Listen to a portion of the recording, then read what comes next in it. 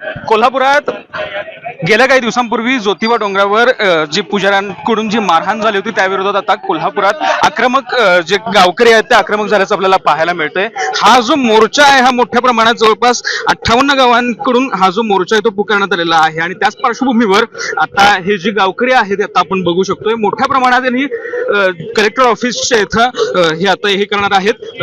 काय नेमकं सांगाल?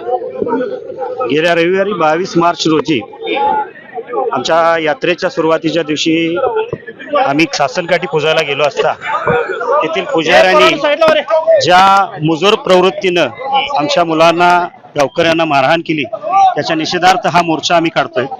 आणि या मोर्चाला सामोरे जात असताना या अशा मुजोर प्रवृत्तीचे बळी फक्त आमचे गावकरी नसून या महाराष्ट्र राज्यातील तमाम भाविक सामान्य भाविक सुद्धा याचे बळी ठरलेले आहेत. त्यांचा आवाज म्हणून आम्ही ह्या मोर्चाचे नेतृत्व करत आहोत आणि या मुजोर प्रवृत्तीचा जोपर्यंत शासन निर्णय घेत नाही त्यांना हटवत नाही तोपर्यंत हा मोर्चा अखंड सुरू राहील.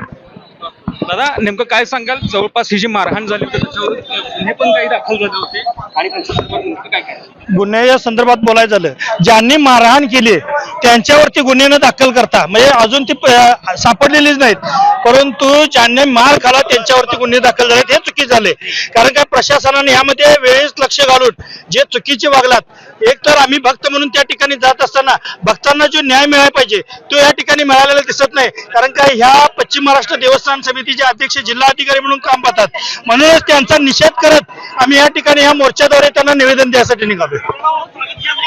जसं की आता आपण पाहिलं कोल्हापुरात हा जो मोर्चा निघालेला आहे होता जिल्हाधिकारी कार्यालयापर्यंत जो धडक मोर्चा आहे तो मोठ्या प्रमाणात निघालेला आपल्याला पाहायला मिळतोय आणि हे जे गावकरी आहेत कुठेतरी याच्यावर कारवाई झाली पाहिजे अशा पद्धतीची ही मागणी करताना आपल्याला पाहायला मिळतात.